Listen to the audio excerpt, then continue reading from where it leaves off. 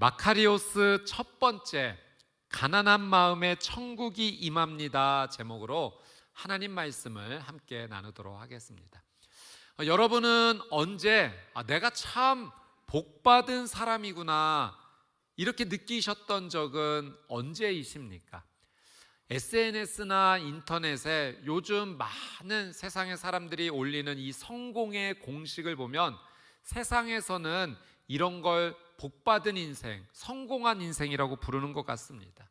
명문대를 졸업해야 되고요, 대기업에 취직을 해야 되고, 강남에 아파트가 있고, 외제차 인증샷을 찍고, SNS 팔로워가 1만 명 이상이 넘으면 그 사람은 성공한 인생, 복받은 인생이라고 말합니다. 그런데요, 이상하게도 이 모든 걸 다 누리고 소유한 사람들이요, 역설적이게도 자신들은 너무나 괴롭다며 우울증 증세를 말하고 이 정신과에 대기하고 있는 것이 6개월치가 넘는다라고 말합니다.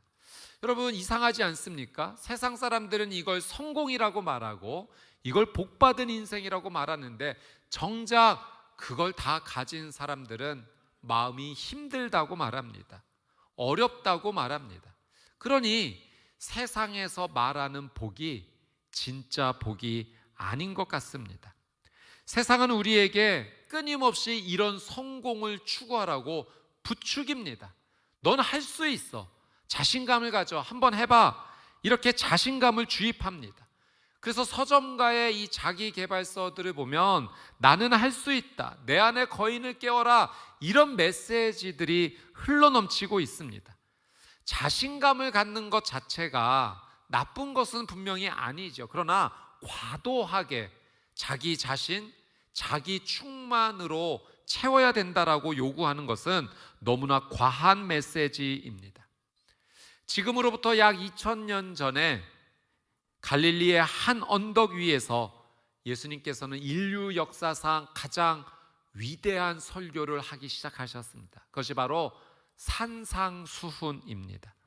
이 산상수훈의 말씀 앞에 많은 무리들이 몰려왔죠. 그 무리들이 기대하는 것이 있었습니다. 예수님의 입에서 나오는 그 한마디 한마디를 놓치지 않으려고 했는데요, 이 무리들이 기대했던 것은 아마 이런 것일 겁니다. 이번에 예수님께서 이 로마 제국을 어떻게 하면 물리치실 수 있을까? 그 말씀 하시지 않겠어? 로마 제국을 물리치는 이야기를 하실 거야. 기대감을 가졌을 겁니다. 예수님께서 메시아로서 우리의 배고픔을 다 아시고 계시잖아. 우리의 이 배고픔을 해결해 줄 놀라운 말씀, 기적을 베풀어 주실 거야. 사람들은 예수님에게서 그 이야기가 나올 것을 기대하면서 모두 숨죽이며 예수님의 입술을 지금 바라보고 있습니다. 그런데 예수님의 입에서 나온 첫 마디는요, 놀랍게도 모든 기대를 산산이 부수는 충격적인 선언이셨습니다. 심령이 가난한 자는 복이 있나니 천국이 그들의 것임이요. 예수님의 이 말 자체가 너무나 놀라운 선포였습니다. 세상은 많이 가진 자가 성공한 사람이라고 말했습니다. 세상은 능력이 많은 자가 복받은 인생이라고 말하고 있습니다. 그런데 놀랍게도 예수님은 가난한 자가 복이 있다라고 지금 말씀을 하고 계신 거죠. 예수님의 이 선포는 지금 우리가 가지고 있는 복의 개념을 다 뒤흔들고 있는 것 같습니다. 내가 가지고 있었던 복의 기초의 개념이 예수님의 이 말씀 앞에 흔들리고 있는 거죠. 우리는 이제 오늘부터 8주 동안 예수님이 말씀하시는 복에 대해서 함께 나누고자 합니다.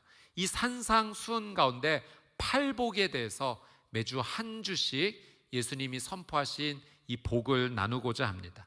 그래서 이번 시리즈 전체 주제가 마카리오스입니다.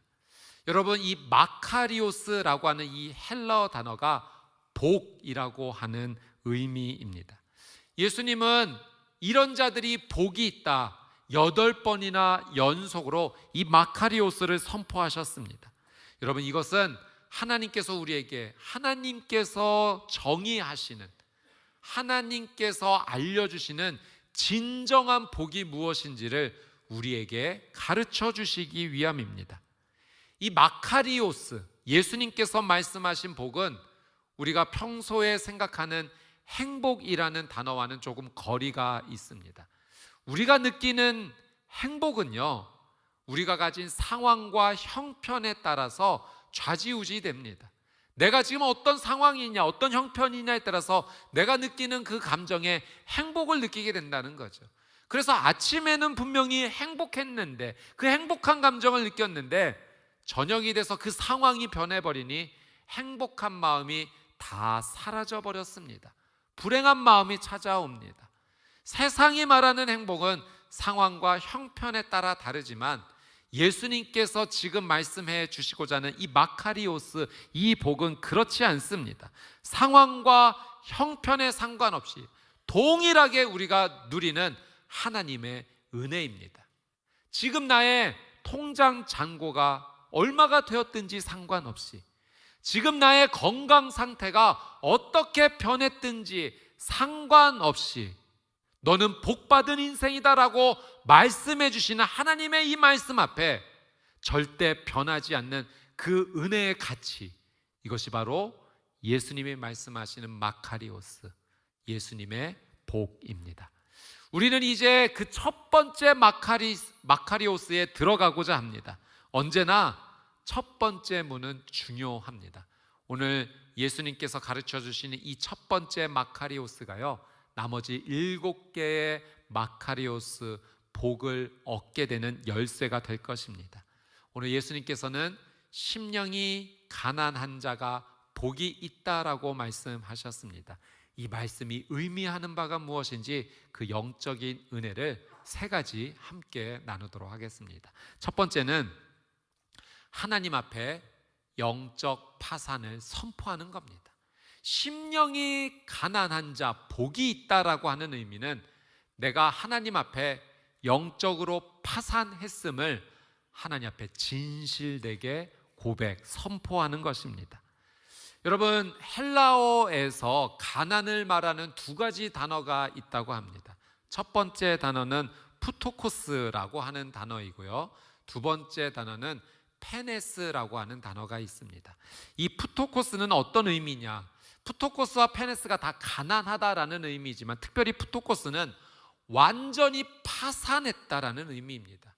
그래서 마치 길가에 앉아 웅크려서 구걸할 수밖에 없는 그 거지의 모습을 말할 때 푸토코스를 말합니다. 스스로는 단 하루도 생존 불가한 상태일 때 푸토코스를 말합니다. 반면에 페네스는 가난한 것이지만 그날 일해서 먹을 것을 구할 수 있는 정도의 가난인 거죠. 나의 품을 오늘 하루 팔 수 있다면 그것을 통해 먹을 것을 구할 수 있을 정도의 가난입니다. 예수님께서 심령이 가난한 자는 복이 있나니 하셨을 때 이 가난은 두 번째 페네스가 아니라 첫 번째 푸토코스의 가난을 말합니다. 그래서 심령이 가난하다는 것은 이런 의미입니다. 영적으로 완전히 파산하여서 하나님께 의존하지 않고서는 단 하루도 살아갈 수 없는 상태, 그런 사람을 의미하는 거예요. 영적으로 완전히 파산하여서 하나님의 도움 없이는 지금 이 1시간 1분 1초도 도저히 살아갈 수 없습니다. 하나님, 저를 불쌍히 여겨주십시오라고 하나님께 자신을 완전히 의존하면서 하나님의 은혜를 구하는 자, 그것이 바로 심령이 가난한 자라는 겁니다. 그런 자가 복이 있다라고 예수님께서 선언해 주십니다. 여러분, 우리는 요즘 개인이 너무나도 중요하다라고 많이 말하는 이 세상의 한가운데 살고 있습니다. 네가 최고야, 너는 할 수 있어, 네 인생에서 네가 결정하는 대로 될 거야, 그러니 네 인생에 하고 싶은 일을 네가 결정해 라고 말합니다.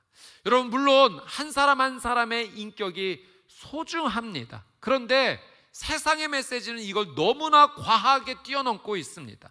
그저 한 인격이 소중하다는 자체가 아니라 네가 모든 걸 다 할 수 있으니 네가 결정하라고 말하는 과도한 자기 충만의 시대에 우리는 살고 있습니다. 그런데 오늘 예수님의 말씀은 정반대인 겁니다. 하나님 앞에서 나는 아무것도 할 수 없습니다라고 말할 수 있어야 된다는 겁니다.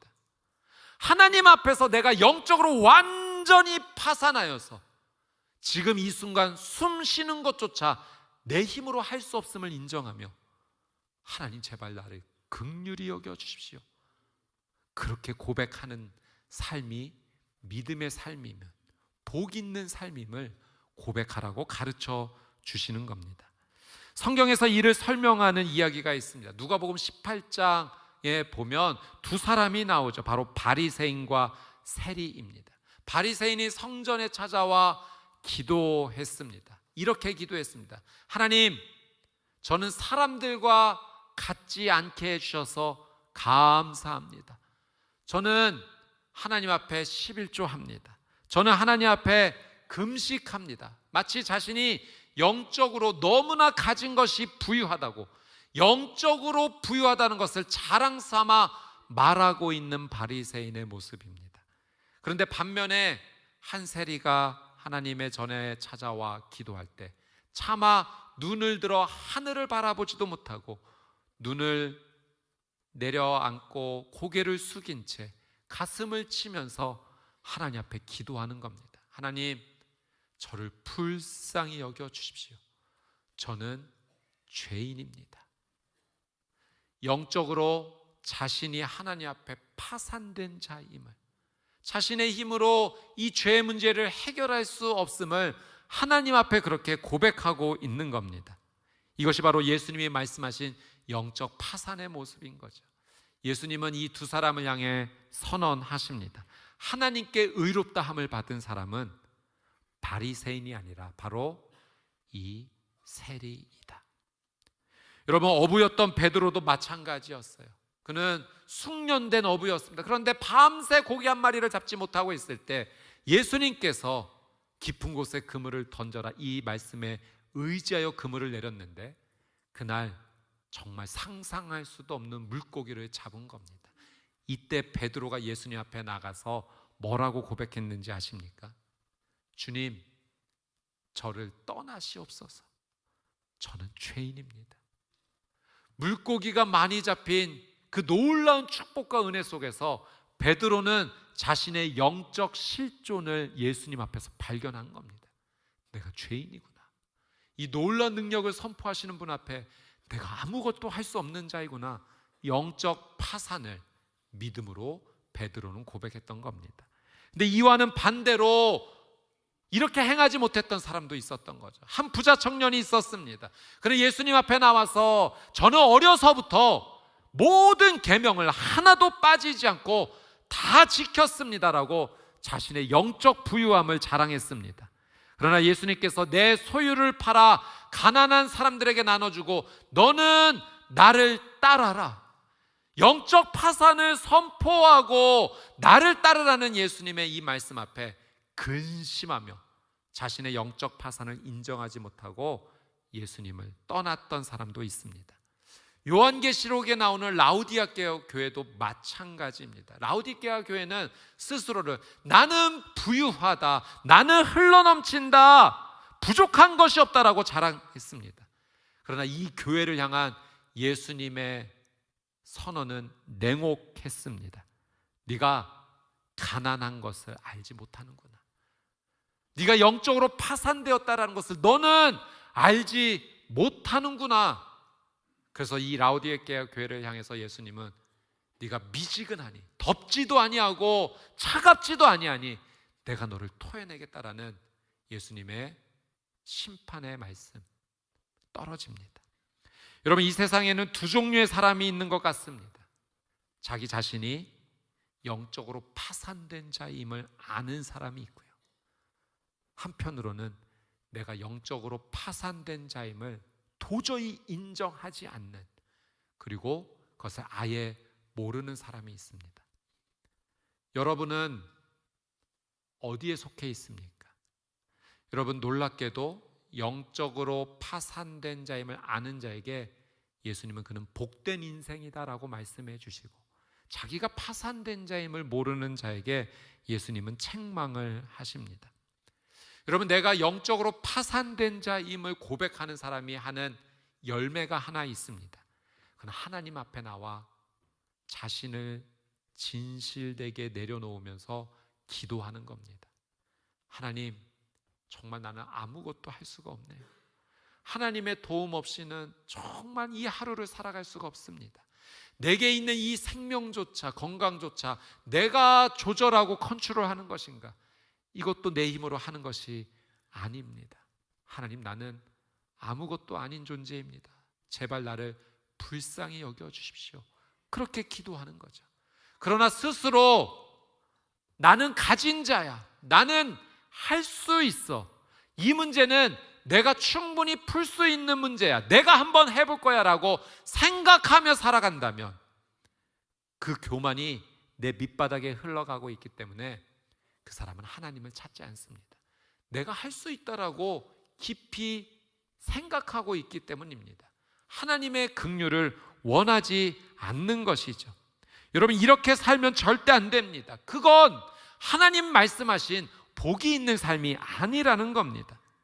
하나님 앞에 나와 영적으로 나는 무력한 자임을, 파산된 자임을 진실되게 고백해야 합니다. 이것이 바로 천국을 여는 열쇠가 된다라고 예수님은 말씀하십니다. 여러분, 이제 내가 내 자신을 증명해 보이겠어 라고 생각했던 그 무거운 짐을 이제는 내려놓으십시오. 얼마나 힘들었습니까?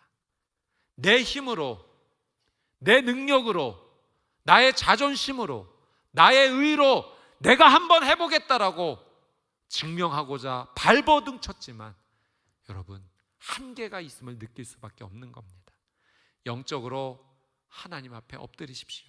내가 영적으로 파산된 자임을 고백하십시오. 이것이 복음의 핵심입니다.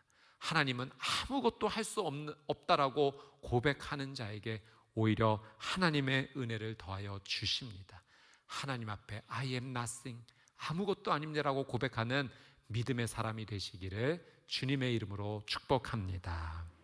두 번째는 심령이 가난하다라고 하는 것은 가장 가난하셨던 왕 예수 그리스도를 바라보는 겁니다. 예수 그리스도를 닮아가는 겁니다. 그 예수 그리스도를 따라가는 겁니다.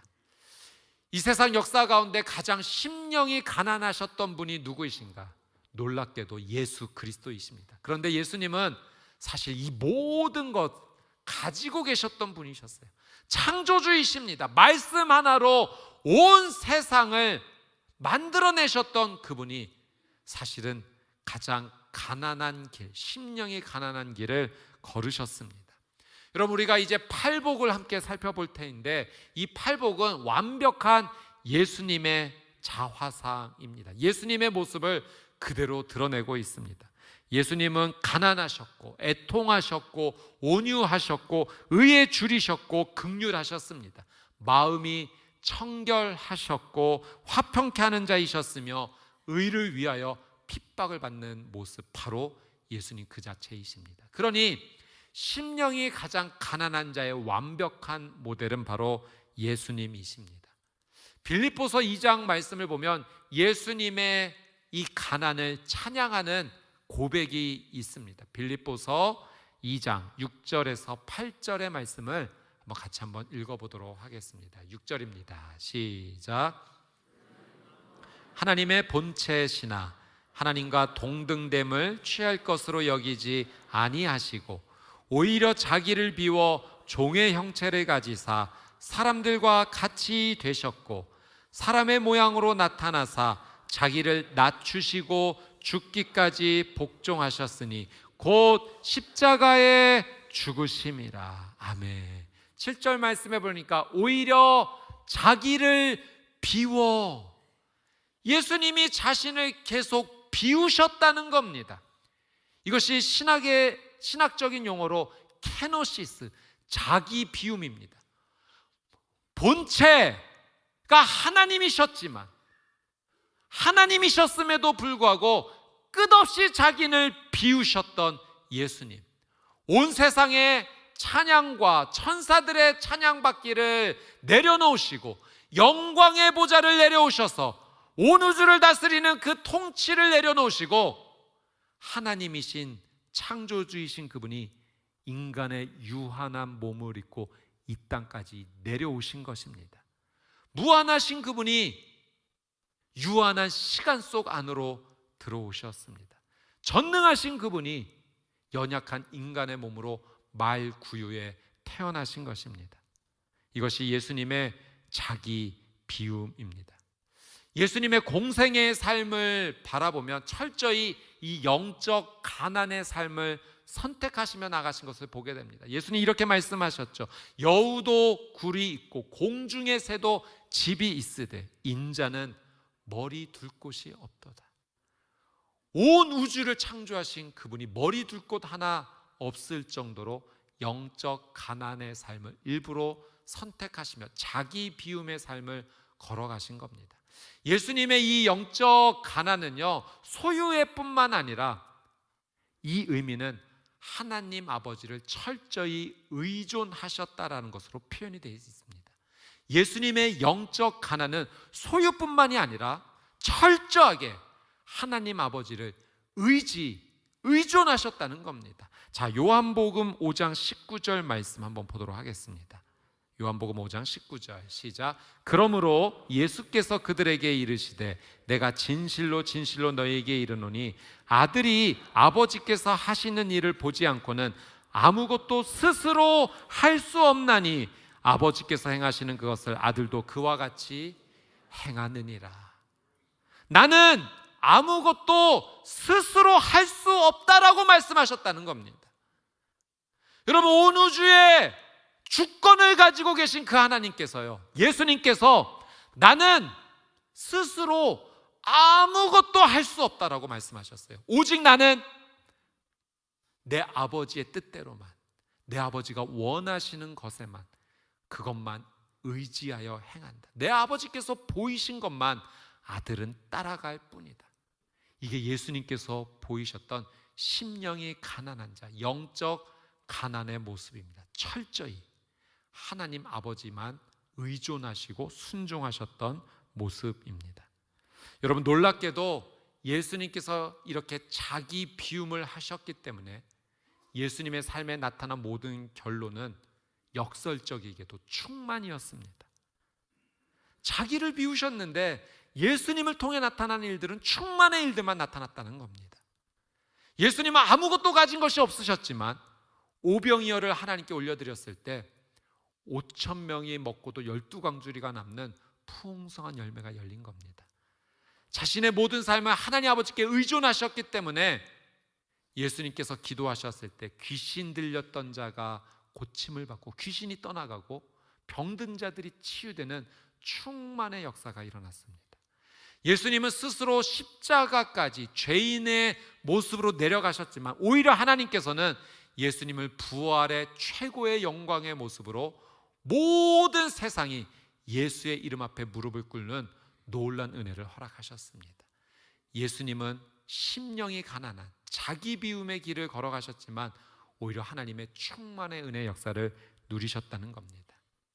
여러분, 이 컵에 물이 있는데 만약 이 컵에 물이 가득 채워져 있으면 여기에 더 이상 어떤 것을 넣을 수가 없는 거죠. 그러나 이 컵에 비어져 있을 때 비로소 생명수의 은혜가 채워질 수가 있는 겁니다. 여러분, 심령이 가난한 자 복이 있다라고 예수님 말씀하셨는데 그것은 곧 우리가 모든 일에 영적인 가난을 보이셨던 예수님을 따라가는 겁니다.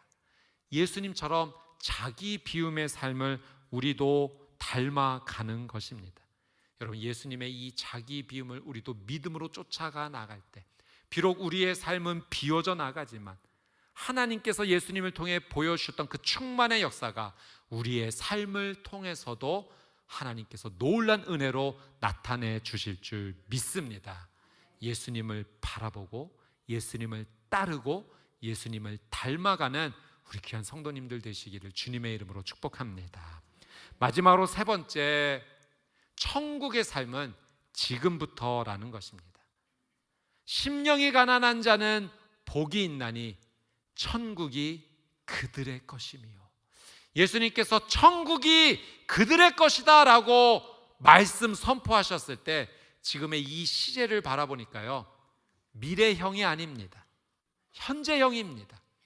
심령이 가난한 자는 복이 있나니 앞으로 천국을 살게 될 것이다. 미래로 말씀하지 않으셨습니다.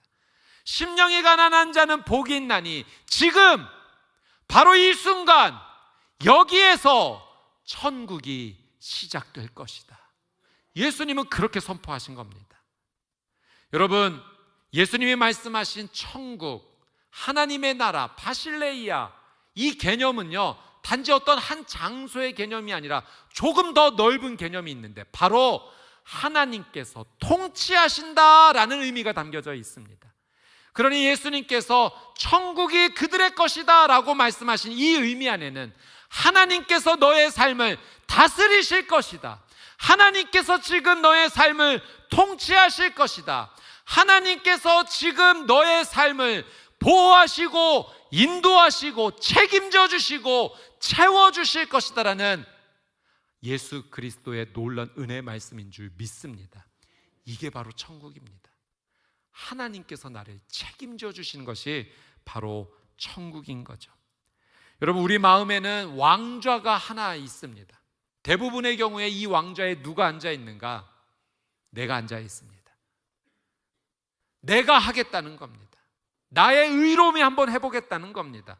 내 자존심을 가지고 내 능력 가지고 한번 해보겠다는 겁니다.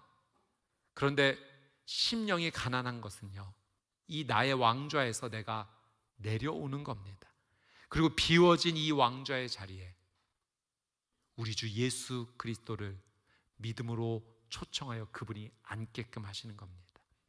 심령이 가난한 자의 삶은 예수 그리스도께서 내 마음의 왕좌에 앉아 계시니 그때부터 예수님께서 통치하시고 다스리시고 인도해 주시고 보호해 주시고 책임져 주시는 줄 믿습니다.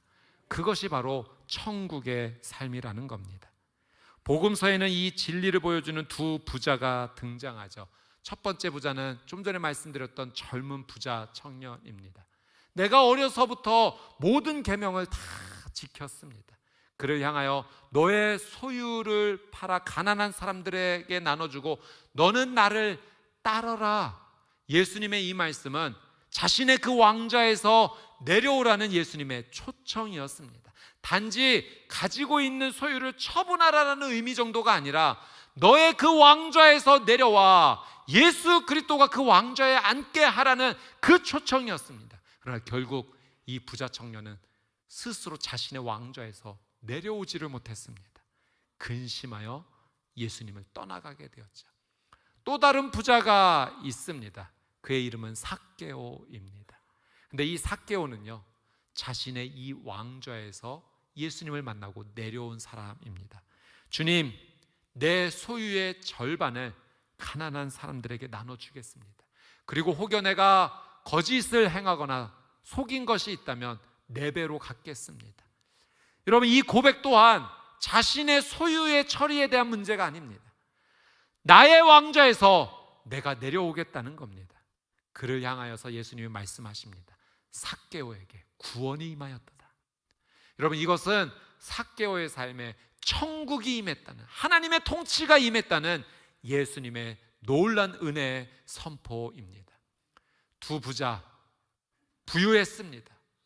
또 예수님을 만났던 사람들입니다. 그런데 한 가지 차이가 있었다면, 한 사람은 자신의 왕좌에서 내려오기를 거부했고 한 사람은 기꺼이 그 왕좌에서 내려와 예수님을 자신의 왕으로 초청하였다는 겁니다. 사랑하는 여러분, 심령이 가난한 선택을 하십시오. 그것은 바로 나의 왕좌에서 내가 내려오는 것입니다. 전적으로 하나님을 의지하는 삶입니다. 하나님께서 통치하시고 다스리십니다. 나의 삶의 천국, 하나님의 놀란 은혜가 시작될 줄 믿습니다. 여러분, 이번 한 주 이 말씀을 암송하십시오. 심령이 가난한 자는 복이 있나니 천국이 그들의 것이며. 순간순간마다 입술로 읊조리십시오. 심령이 가난한 자는 복이 있나니 천국이 그들의 것이며. 그리고 이 말씀 안에 담겨진 예수님의 그 메시지를 기억하십시오. 나는 영적으로 파산한 자입니다. 하나님의 은혜 없이는 단 1분 1초도 살아갈 수가 없습니다. 주님 저를 도와주십시오. 가장 가난했던 왕 예수 그리스도를 바라봅니다. 가장 완벽했던, 심령이 가난했던 예수님의 모습을 내가 닮기를 원하고 따르기를 원합니다. 주님, 내 왕좌에서 내가 내려올 터이니 주여 나의 왕좌에 앉아주시고 나를 다스려 주시옵소서. 천국이 나의 삶이 될 줄 믿습니다. 이 고백을 통해 심령이 가난한 자의 삶을 살아 하나님께서 우리에게 주시는 천국의 삶을 누리시게 되기를 주님의 이름으로 축복합니다.